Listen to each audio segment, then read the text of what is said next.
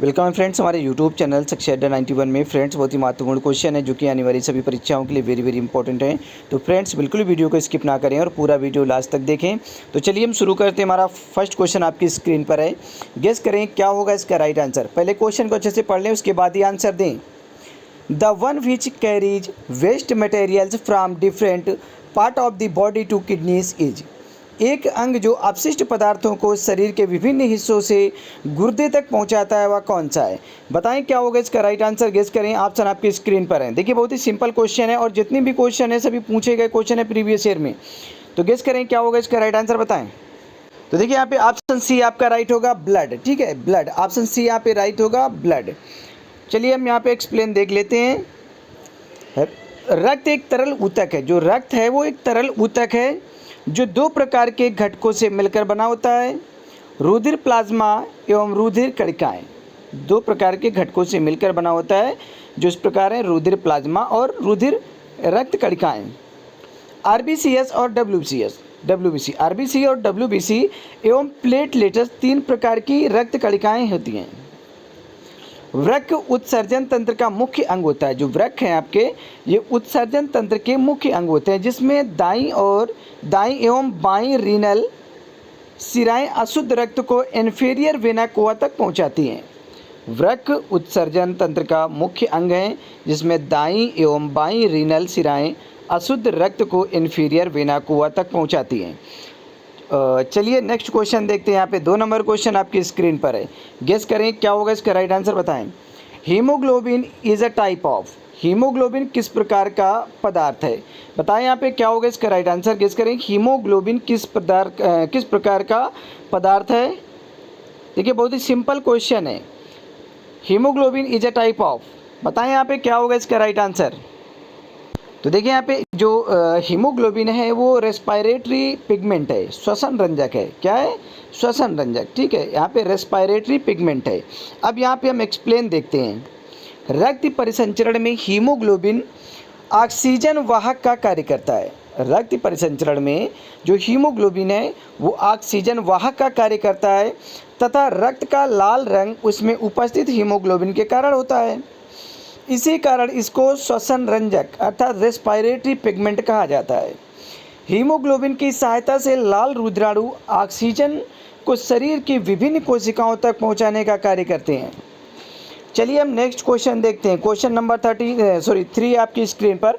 Guess करें क्या होगा इसका राइट आंसर। पहले क्वेश्चन को अच्छे से पढ़ लें। क्वेश्चन नंबर 3 को अच्छे से पढ़ें, उसके बाद ही आंसर दें। When antibodies are produced inside the infected body, it is called। Guess करें क्या होगा इसका राइट आंसर। जब एंटीबॉडीज संक्रमित शरीर के अंदर बनते हैं तो इसे क्या कहा जाता है। बताएं क्या होगा इसका राइट आंसर। गेस करें। ऑप्शन आपकी स्क्रीन पर है। When antibodies are produced inside the infected body, it is called। जब एंटीबॉडीज संक्रमित शरीर के अंदर बनते हैं तो इसे क्या कहा जाता है। गेस करें क्या होगा इसका राइट आंसर। तो देखिए यहाँ पे ऑप्शन बी आपका राइट होगा, एक्टिव इम्यूनिटी। एक्टिव इम्यूनिटी कहा जाता है, एक्टिव रोग प्रतिरोधक क्षमता। ऑप्शन बी यहाँ पे आपका राइट होगा। अब यहाँ पे आप एक्सप्लेन देख लें कि जब एंटीबॉडीज संक्रमित शरीर के अंदर बनते हैं, जब एंटीबॉडीज संक्रमित शरीर के अंदर बनते हैं तो इसे एक्टिव रोग प्रतिरोधक क्षमता कहा जाता है। और एक्टिव रोग प्रतिरोधक क्षमता शरीर के प्रतिरक्षा तंत्र को विशेष रोगाणुओं के विरुद्ध स्वतः एंटीबॉडीज के निर्माण के लिए प्रेरित करते हैं। एक्टिव रोग प्रतिरोधक क्षमता शरीर के प्रतिरक्षा तंत्र को विशेष रोगाणुओं के विरुद्ध स्वतः एंटीबॉडी के निर्माण के लिए प्रेरित करता है। चलिए नेक्स्ट क्वेश्चन देखते हैं। यहाँ पे 4 नंबर क्वेश्चन आपकी स्क्रीन पर है। गेस करें क्या होगा इसका राइट आंसर। पहले क्वेश्चन को समझ लें, उसके बाद ही आंसर दें। जल्दबाजी में कोई भी आंसर मत दें, ठीक है। बॉडी ट्रांसपोर्ट सिस्टम इज, शरीर का परिवहन तंत्र है। बताएं क्या होगा इसका right answer. Bodies transport system is, शरीर का परिवहन तंत्र कौन सा है। देखिए आरएमएल स्टाफ नर्स एग्जाम 2012 में पूछा गया क्वेश्चन है। तो देखिए जो आपका ऑप्शन सी यहाँ पे राइट होगा, कार्डियोवास्कुलर सिस्टम। शरीर का परिवहन जो तंत्र है वो कार्डियोवास्कुलर सिस्टम है, हृदय वाहिकी तंत्र। ठीक है, ऑप्शन सी यहाँ पे आपका राइट होगा। अब यहाँ पे आप एक्सप्लेन देख लें कि ग्रहण किए गए भोज्य पदार्थों को शरीर के प्रत्येक कोशिका तक पहुंचाने तथा वहां पर उत्पन्न अतिरिक्त जो पदार्थ है उसको किसी निश्चित उत्सर्जित स्थान तक पहुंचाने की जो क्रिया होती है उसी को परिवहन अर्थात संचरण कहा जाता है। परिवहन अथवा संचरण कहा जाता है। यह कार्य विशेष प्रकार के तंत्र के माध्यम से होता है जिसे हृदयवाहिकी तंत्र कहा जाता है। ये जो कार्य है ये विशेष प्रकार के तंत्र के माध्यम से होता है जिसे हृदयवाहिकी तंत्र कहा जाता है।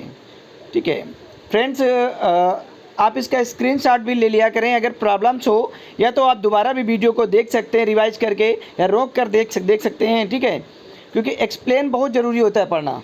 चलिए हम नेक्स्ट क्वेश्चन देखते हैं। यहाँ पे 5 नंबर क्वेश्चन है आपकी स्क्रीन पर। गेस करें क्या होगा, इसका राइट आंसर बताएं। बहुत ही अच्छा क्वेश्चन है और सिंपल क्वेश्चन है, सभी पूछे गए क्वेश्चन है, कोई भी ऐसा क्वेश्चन नहीं है जो पूछा ना गया हो। तो पढ़े क्वेश्चन को। Meaning of thrombocytopenia is, thrombocytopenia का क्या अर्थ होता है बताएं। यहाँ पे क्या होगा इसका right answer. Meaning of thrombocytopenia, thrombocytopenia क्या है, इसका क्या मतलब होता है थ्रोम्बोसाइटोपेनिया का। देखिए थ्रोम्बोसाइटोपेनिया का जो अर्थ होता है वो ऑप्शन बी यहाँ पे आपका राइट होगा। डिक्रीज प्लेटलेट्स काउंट, प्लेटलेट की संख्या में कमी हो जाना, जो प्लेटलेट्स की संख्या में कमी हो जाना थ्रोम्बोसाइटोपेनिया कहलाता है। अब यहाँ पे हम एक्सप्लेन देख लेते हैं। थ्रोम्बोसाइटोपेनिया का अर्थ होता है खून में प्लेटलेट्स की कमी होना, प्लेटलेट्स की कमी होना। ठीक है, थ्रोम्बोसाइटोपेनिया कहलाता है। नाक या मसूड़े से खून का निकलना, रेक्टम तथा मलमूत्र से खून का निकलना, थकावट महसूस होना आदि इसके लक्षण होते हैं। थ्रोम्बोसाइटोपेनिया के जो लक्षण हैं वो आपके नाक या फिर मसूड़े से खून का निकलना होता है, रेक्टम, ठीक है, जो आपका मलाशय है या फिर मलमूत्र से खून का निकलना अथवा थकावट महसूस होना, ये सभी थ्रोम्बोसाइटोपेनिया के लक्षण हैं। ठीक है, खून में अगर सीधी सी बात की जाए तो खून में प्लेटलेट्स की कमी ही थ्रोम्बोसाइटोपेनिया कहलाती है। थ्रोम्बोसाइटोपेनिया के कारण फ्लिया के कार्य पर प्रभाव पड़ता है। थ्रोम्बोसाइटोपेनिया के कारण ही फ्लिया के कार्य करने पर भी प्रभाव पड़ता है। इस बीमारी के अलावा खून में प्लेटलेट्स की कमी गर्भावस्था में तथा कुछ दवाओं के प्रभाव के वजह से भी होती है। इस बीमारी के अलावा खून में जो प्लेटलेट्स की कमी वगैरह होती है वो गर्भावस्था में तथा कुछ दवाओं के प्रभाव वगैरह के वजह से भी हो जाता है, ऐसा कि आपकी प्लेटलेट्स कम हो जाती हैं ब्लड में। चलिए नेक्स्ट क्वेश्चन देखते हैं। क्वेश्चन नंबर 6 आपकी स्क्रीन पर। गेस करें क्या होगा इसका राइट आंसर बताएं। देखिए सिंपल क्वेश्चन है, जल्दी से आंसर दें। क्या होगा इसका राइट आंसर बताएं। वेरी सिंपल क्वेश्चन है, आंसर दें आप। क्या होगा इसका राइट आंसर बताएं। पढ़ें पहले क्वेश्चन को, ऑप्शन भी अच्छे से पढ़ लें, उसके बाद ये आंसर दें। व्हाट इज़ इलेक्ट्रोकार्डियोग्राम, बताएं इलेक्ट्रोकार्डियोग्राम क्या है। व्हाट इज़ इलेक्ट्रोकार्डियोग्राम, बहुत ही सिंपल क्वेश्चन है, बताएं क्या होगा इसका राइट आंसर। तो देखिए यहाँ पे ऑप्शन बी आपका राइट होगा। Cardiac activity recording, cardiac activity recording, हृदय की गतिविधि का अवलेखन। ठीक है, ऑप्शन बी यहाँ पे आपका राइट होगा।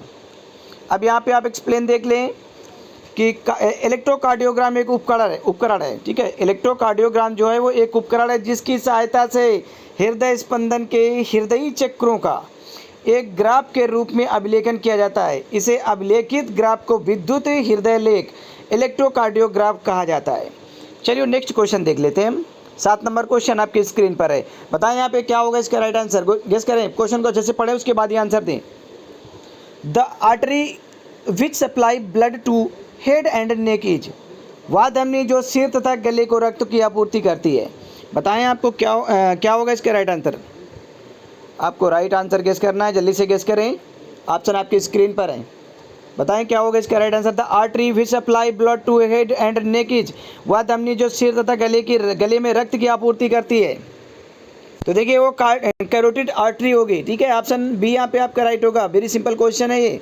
ठीक है, कैरोटिड आर्टरी बहुत बार पढ़ चुके हैं, जितने भी क्वेश्चन है सभी क्वेश्चन आप पढ़ चुके हैं।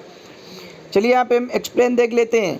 कैरोटिड धमनी, ठीक है, कैरोटिड आर्टरी सिर व गर्दन को रुधिर की आपूर्ति करती है। सिर व गर्दन को रुधिर की आपूर्ति करती है। धमनियाँ रुधिर को हृदय से शरीर के सभी विभिन्न अंगों एवं ऊतकों तक पहुँचाती हैं। धमनियाँ सामान्यतः शुद्ध रक्त को प्रवाहित करती हैं, परंतु फुफ्फुसी धमनी में अशुद्ध रक्त का प्रवाह होता है। धमनियाँ जो हैं वो सामान्य रूप से शुद्ध रक्त को प्रभावित करती हैं, और जो आपके फुफ्फुस गुहा होती है, ठीक है, फुफ्फुसी धमनी होती है, उसमें अशुद्ध रक्त बहता है। चलिए नेक्स्ट क्वेश्चन देखते हैं। 8 नंबर क्वेश्चन आपकी स्क्रीन पर है, गेस करें क्या होगा इसका राइट आंसर, बताएं। क्वेश्चन को पहले पढ़ लें अच्छे से तभी आंसर दें। When plasma enters the tissue it is called, जब प्लाज्मा ऊतक में प्रवेश करता है तो उसे क्या कहा जाता है। बहुत ही सिंपल क्वेश्चन है, बताएं यहाँ पे क्या होगा इसका right answer. When plasma enters the tissue is called, it is called, बताएं यहाँ पे क्या होगा इसका राइट आंसर। तो देखिए यहाँ पे लिम्फ होगा, ठीक है, ऑप्शन सी यहाँ पे आपका राइट होगा। जब प्लाज्मा ऊतक में प्रवेश करता है तो उसे लिम्फ कहा जाता है, ठीक है। जब प्लाज्मा होता है वो जब ऊतक में टिश्यू में प्रवेश करता है तो उसे लिम्फ कहा जाता है। चलिए यहाँ पे हम एक्सप्लेन देखते हैं। प्लाज्मा रुधिर में प्रवेश करता है तो उसे लिम्फ कहा जाता है। लिम्फ रुधिर तथा ऊतक द्रव के बीच का द्रव होता है। इसे छना हुआ रुधिर भी कहा जाता है, ठीक है, इसे छना हुआ रुधिर भी कहा जाता है।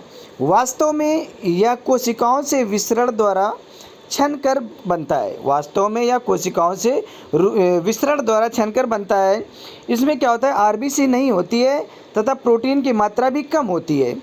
ऑक्सीजन, कार्बन डाइऑक्साइड, पोषक पदार्थ तथा यूरिया आदि लिम्फ से होकर रुधिर एवं ऊतक में आते हैं। यह लिम्फोसाइट का निर्माण करता है। ये क्या करता है, लिम्फोसाइट का निर्माण करता है। देखिए एक्सप्लेन को अच्छे से पढ़ लें। अगर आप अच्छे से नहीं पढ़ पा रहे, प्रॉब्लम्स होती है आपको बार बार वीडियो देखने में, तो आप स्क्रीनशॉट भी ले सकते हैं, आप इसे बात की भी पढ़ सकते हैं। बट हम यही आपको सलाह देंगे कि यदि आप वीडियो देख लें तो ज़्यादा बेहतर रहेगा, क्योंकि अच्छे से समझ में आ जाएगा, ठीक है। बाकी जैसी आपकी मर्जी, क्योंकि अगर जितनी बार किसी चीज़ को आप रिवाइज़ करेंगे वो बार बार ही आपको अच्छे से तैयार हो जाएगी, ठीक है। क्योंकि किसी भी चीज़ को अगर एक बार देखते हैं तो कुछ समय के लिए याद रहती है, 2 बार देखते हैं तो ज़्यादा समय के लिए। इसी तरह जिस चीज़ को आप बार बार देखेंगे, पढ़ेंगे, तो वो ज़्यादा समय तक आपको याद रहेगी। तो चलिए नेक्स्ट क्वेश्चन देखते हैं। यहाँ पे 9 नंबर क्वेश्चन आपकी स्क्रीन पर, पढ़ें क्वेश्चन को अच्छे से। A largest organ in abdominal cavity that filters blood is, guess करें क्या होगा इसका राइट आंसर, बताएं। ऑप्शन आपकी स्क्रीन पर है। A largest organ in abdominal cavity that filters blood is, उदर गुहा का सबसे बड़ा अंग जो रक्त को छानता है क्या कहलाता है, बताएं यहाँ पे क्या होगा इसका राइट आंसर, गेस करें। बहुत ही सिंपल क्वेश्चन है, आंसर आपकी स्क्रीन पर है, गेस करें। तो देखिए फ्लिया होगा आपका, प्लिया, स्प्लीन, ठीक है, ऑप्शन सी यहाँ पे आपका राइट होगा। यहाँ पे मैं एक्सप्लेन देख लेते हैं कि प्लिया स्प्लीन लाल रंग की लंबी किंतु चपटी व अत्यधिक संवहित लसिका ग्रंथि है। यह लिम्फोसाइट का निर्माण करता है। टूटी फूटी लाल रुधिर कणिकाओं तथा रुधिर प्लेटलेट को नष्ट करके रक्त को साफ करता है। यह एंटीबॉडी का संश्लेषण करता है, रुधिर के अतिरिक्त मात्रा का संग्रह भी करता है। भ्रूण में फ्लिया लाल रुधिर कणिकाओं का निर्माण करता है। चलिए हम लास्ट क्वेश्चन है हमारा 10 नंबर, देख लें क्या होगा इसका राइट आंसर, बताएं। बहुत ही सिंपल क्वेश्चन है, जल्दी से बताएं क्या होगा इसका राइट आंसर। हेमोथोरेक्स किसमें होता है, हेमोथोरेक्स आकर इन, हेमोथोरेक्स आकर इन, गेस करें यहाँ पे क्या होगा इसका राइट आंसर। हेमोथोरेक्स किसमें होता है, ऑप्शन आपकी स्क्रीन पर है, गेस करें हेमोथोरेक्स किसमें होता है। तो देखिए ये प्लूरल स्पेस में होता है, ऑप्शन ए यहाँ पे आपका राइट होगा, प्लूरल स्पेस। हेमोथोरेक्स जो है वो प्लूरल स्पेस में होता है, ऑप्शन ए यहाँ पे आपका राइट है। अब यहाँ पे आप एक्सप्लेन देख लें कि हेमोथोरेक्स प्लूरल स्पेस में होता है। या प्लूरल स्पेस में रक्त की उपस्थिति है, जब प्लूरल स्पेस में रक्त की उपस्थिति है। इस रक्त का स्रोत चेस्ट वॉल, लंग पेरेन्काइमा, हृदय तथा ग्रेट वेसल्स है। इस रक्त का जो स्रोत है वो चेस्ट वॉल हो गया आपका, लंग पेरेन्काइमा हो गया, हृदय तथा ग्रेट वेसल्स होती हैं।